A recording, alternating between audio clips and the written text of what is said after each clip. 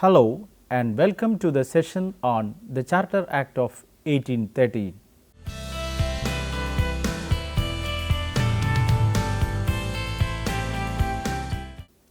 What is Charter Act? A charter was a permission to be obtained by a commercial company from the Parliament of Great Britain for carrying out overseas trade. In 16,000, the East India Company (EIC) was chartered as a company by Queen Elizabeth to do trade with East Indies. The name of the company was at that time the Governor and Company of Merchants of London trading into the East Indies. The term East Indies includes different countries in different contexts. In the context of British Raj in India in the 18th century, East Indies includes Southeast Asia and India. The company ended up trading in the Indian subcontinent, Baluchistan and Northwest Frontier Province. After 1623, the EIC turned their attention from the large areas of East Indies to Indian subcontinent. The company was formed with 217 founding stock subscribers. The first governor, Thomas Smith, and 24 committee members were mentioned specifically for carrying out the responsibilities of the company. The charter insisted that the company must be elected annually. The Charter Act is mainly intended to monitor and set the rights and obligations of the British East India Company. The pros and cons of the Act and the rules and regulations were decided in the Parliament of the United Kingdom or the Crown of Great Britain. In other words, the sovereign power is entrusted with the British Parliament to rule and regulate the British East India Company. The Act issued to the East India Company entrusted it with enormous commercial privileges because the company was also a source of income for the Crown of the Great Britain. The EIC also required a charter from the British Parliament for getting state protection from marine pirates and invaders in foreign lands and seas. Thus, the Charter Act ensured mutual benefit for the British Parliament and for the EIC. Initially, the permission to do trade with India was given for EIC tentatively for a period of 15 years. Because of the huge profit gained through commercial activities, the company sought from the Crown a perpetual trading right in India. Thus, in order to attract investors into the area of overseas maritime trade, the Parliament of the Great Britain in England granted monopoly to the EIC. Trading rights in the chartered territories of the EIC were denied to other British companies through the monopoly charter. This monopoly was intended to be revoked when the company became unprofitable to the kingdom. Despite the sovereign power entrusted with the British Parliament to rule and regulate the EIC, the company enjoyed greater power in its initial years in India. The Parliament ensured the privilege of the company as a commercial body and restricted its function as a political body. So, in the first few Charter Acts, the EIC was restricted to enter into the areas of education, culture, etc., and it was strictly stipulated within the area of trade. Within commerce and profit between the EIC and the British Parliament, a transformation of the commercial power of the company into the political control over India had taken place. In the initial years, the Parliament and the company jointly enjoyed the commercial profit and the political privileges gained over India, but gradually by 1773 the British Parliament has began to control the company by curtailing its political power and monopoly trade in India. The Governor General of Fort William was entitled with enormous power over the presidencies in India. This system of appointing Governor General restricted the privileges of the Court of Directors of the company. Finally, by the mid 18th century, the British Parliament ended up directly governing the territories of India. The Charter Act and India. After 1760s, the Charter Acts were also known as the Indian Acts. The EIC sets its foot in India for trade and making profit through commerce. As a colony, India had provided huge income for EIC and the British Crown till 19th century. Initially, the charter given by the British Parliament to the company was for 15 years. Later, the period extended to 20 years at the time of renewal of the charter. In the first Charter Acts, special importance was given for the trading in the presidencies of Mumbai and Calcutta, present Kolkata. During Oliver Cromwell's regime, the company was reformulated as a permanent joint stock company. Cromwell was the Lord Protector of the Commonwealth of England. The charters granted between 1661 and 1683 enhanced the power and control of the EIC in different ways. On the basis of the power gained through the Charter Act, the company waged war against Mughal Bengal in 1680 and later made settlements and fortifications in Calcutta. By 1760s, the company became a territorial power in the North India. The rights of the company can be summarized as follows: right to coin money, right to exercise jurisdiction over English subjects staying in the East, right to erect fortifications, right to make war or peace treaties and form alliance with different sections of the society. After the company gained control over Bengal, the first Charter Act was passed in 1767 and known as Townshend's Act. Townshend was the Chancellor of the Exchequer of the England. This act recognized the acquisition of Bengal, Bihar and Orissa in lieu of the annual profit given to the exchequer of the crown. By that time, the company established its commercial and political power in many parts of India. From the next Charter Act onwards, British Parliament begins to curb the commercial privileges and political powers of the company. The Charter Act of 1773 was thus known as the Regulating Act, through which the Parliament begins to bring back the company's privileges under its own control. This parliamentary control over the company was increased progressively through the consecutive Charter Acts of 1781, 1784 and 1793 respectively. The Charter Act of 1784 is known as Pitt's India Act, as the act was initiated by the then Prime Minister William Pitt. Though the Charter Acts were meant to regulate the power and privileges of EIC in their commercial transaction with India, it paved the way for a huge private company to enter into India and intervene in its political, cultural and governing arenas.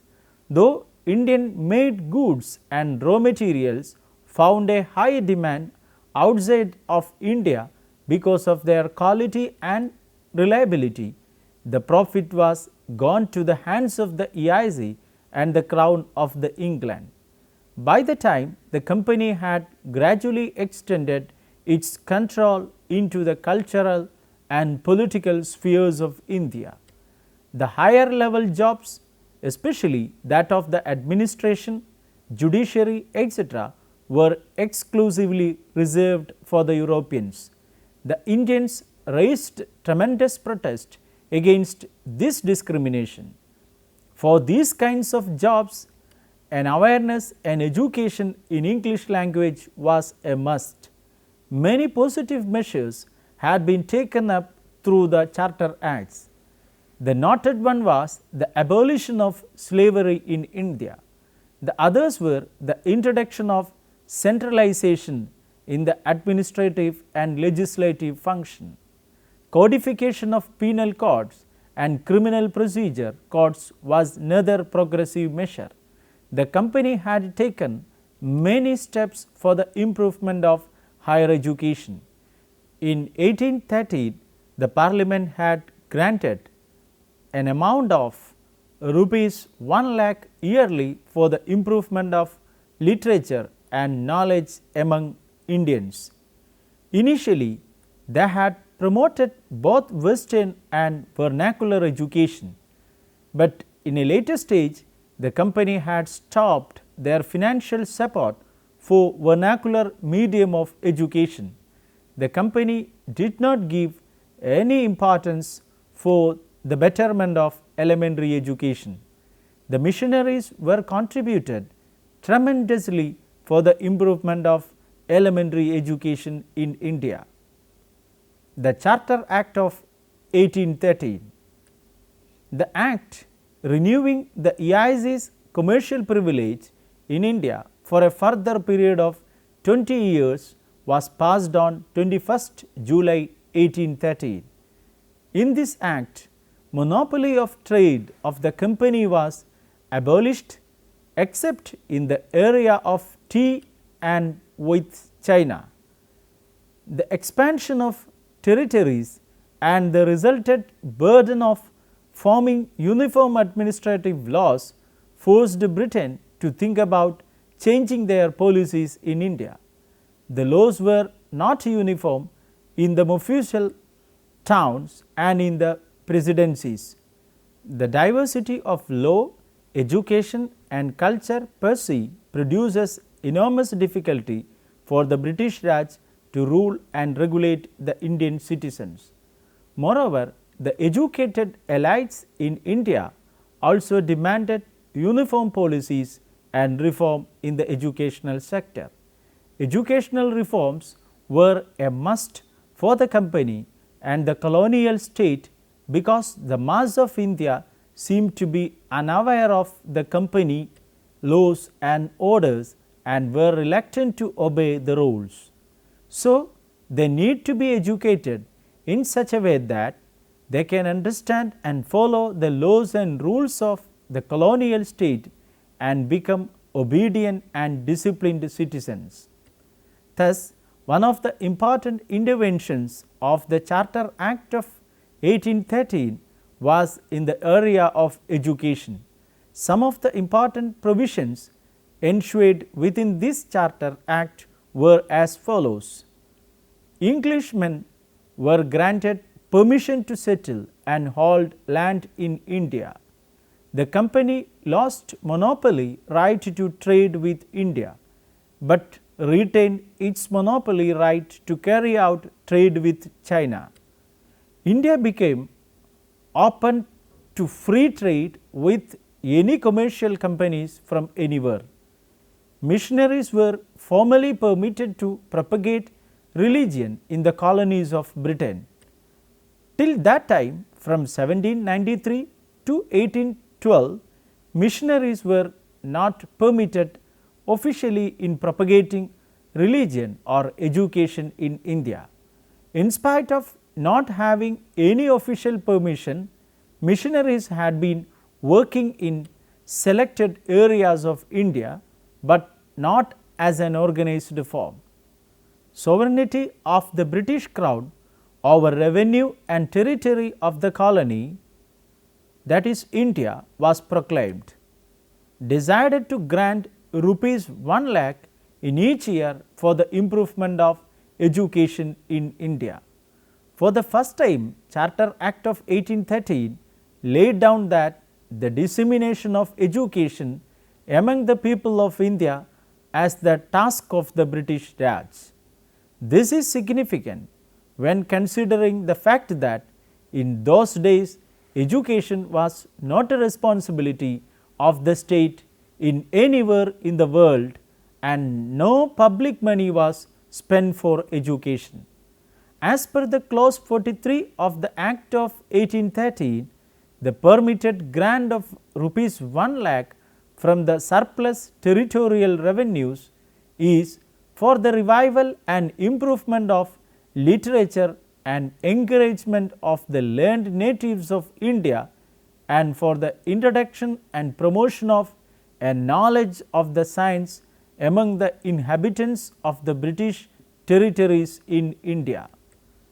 As part of the new responsibility, the company opened many schools and colleges in different places in India, but the Act did not specify the objectives of education and the methods for its improvement.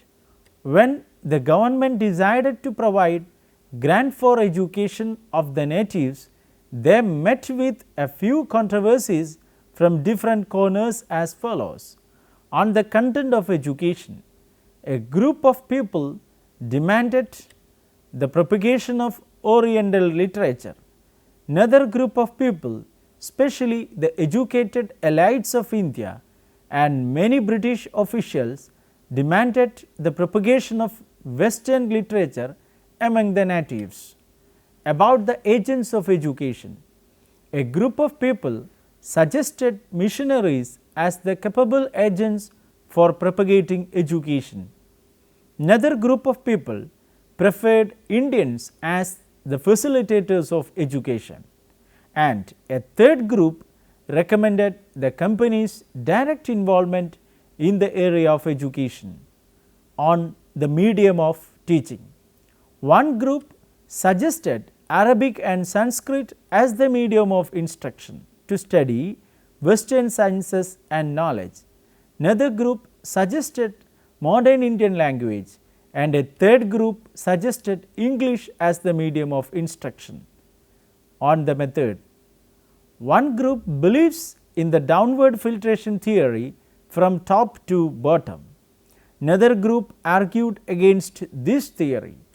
They believed in spoon feeding system where the student has to strictly follow what was quoted by the teacher. The Charter Act's influence in the educational policy. The British Raj enjoyed large surplus territorial revenues for 3 consecutive years from 1821. So, the government decided to pursue a general educational policy on educational matters. Initially, in the Bengal Presidency, in 1823, they have considered Holt Mackenzie's note on the matter of education. Mackenzie was the secretary to the government in the territorial department. In his note, Mackenzie drew the attention of the government for putting forward measures for the moral and intellectual improvement of the Indian people. For this, he suggested the introduction of European science and knowledge. As a second level activity, he proposed that the government should establish colleges for the instruction of what may be called the educated and influential classes. He further proposed to establish a general committee of public instruction to make use of the sum of rupees 1 lakh per annum. The government had constituted a 10-member committee in 1823 with W. H. Harrington as president and H. S. Wilson as secretary. Though the committee did not take any crucial steps in formulating an educational policy for India, it had other activities of establishing colleges and promoting existing educational institutions. the committee gave recognition to the Calcutta Madrasa and the Benares Sanskrit College. It had established a Sanskrit college at Calcutta and two Oriental colleges at Agra and at Delhi. It ensures provision for financial assistance to some tall schools and madrasas. It took the task of orienting the publication of Oriental manuscripts. For this purpose, the committee had employed Oriental scholars for translating English books containing useful knowledge into Arabic, Persian and Sanskrit. Other significant Charter Acts. The provisions in the Charter Act of 1813 was not merely restricted to trade, profit or education. The Board of Control was authorized to grant licenses to missionaries to work in India. The EIC's monopoly over trade with China was also restricted in the Act of 1833. From this period onwards, the EIC as a business concern had to compete with other commercial companies to make profit through trade from the colonies. The Charter Act of 1853 abolished companies' trading rights. Instead, the company was asked to rule India on behalf of the British Parliament and on the basis of the rules set by it. In 1858, the Parliament had abolished the company through India Act and had decided to impose direct rule in British India. The Governor General was renamed as the Governor General and Viceroy of India. The clause of 43 of the Charter Act of 1813 was for encouraging the emergence of a middle class in the capital cities, Calcutta, Bombay and Madras of British India. The 20-year span of 1833 Charter Act was marked in the history of India through the abolition of slavery. This abolition of slavery further brought many changes in the Constitution of India and the life pattern of the people. Large number of slaves became laborers in the tea plantations and textile factories of the company. It was also said that the intention behind the abolition of slavery was to free them from the clutches of their masters and acquire them as laborers for the company's commercial purposes. In many plantations and companies, the laborers worked in very bad conditions, almost as equivalent to that of the conditions of the slaves. Following are the main provisions of the Charter Act 1833. Monopoly over tea trade and trade with China was also abolished. The EIC had to compete with other companies on equal footing in terms of overseas trade. Companies' civil and military power were curtailed and handed over to the Governor General.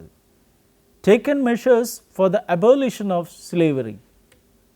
Introduced centralization in the administrative and legislative function. Central Legislative Council was formed in India.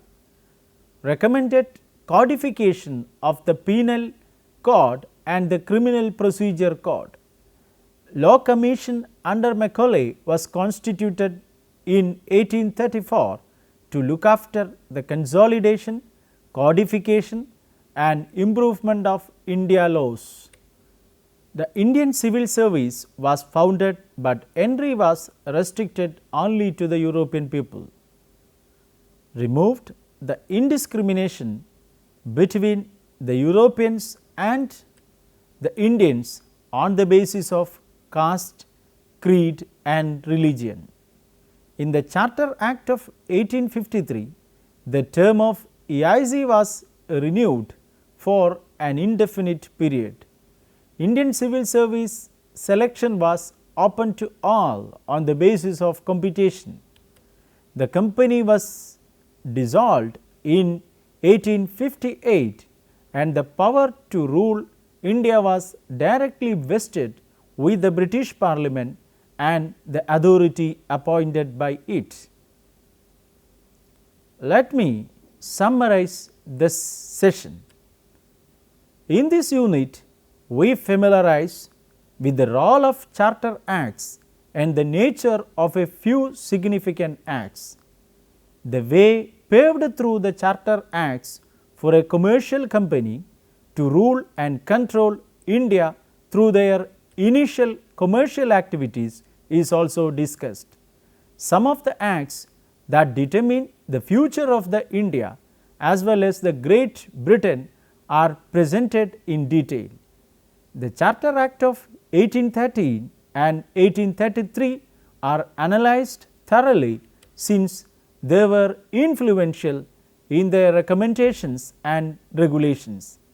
The intervention of the Charter Act in the area of higher education by granting an amount of rupees 1 lakh yearly is also discussed. The abolition of slavery was enacted in the Charter Act of 1833, which initiated many crucial changes in the power relation between the masters and the slaves in India. Now, you can try to answer the questions given here. First, what do you mean by the Charter Act? Second, how does the Charter Act determine the relationship between a commercial company and the Crown of England? Third, what are the important outcomes of the Charter Act of 1833? Fourth, what are the negative impacts of the Charter Acts? Fifth, what are the controversies aroused on the introduction of colonial education? Now, you may go through the reference book here for further reading and understanding. One book is The Growth of Education and Political Development in India, 1898 to 1920. It is published in the year 1974. Another book is The History of Education in Modern India during the period 1757 to 1998, published by Orient Longman by the author Ghosh Suresh Chandra in 1995. So, thank you for watching this program. We will meet again with another topic. Till then, take care.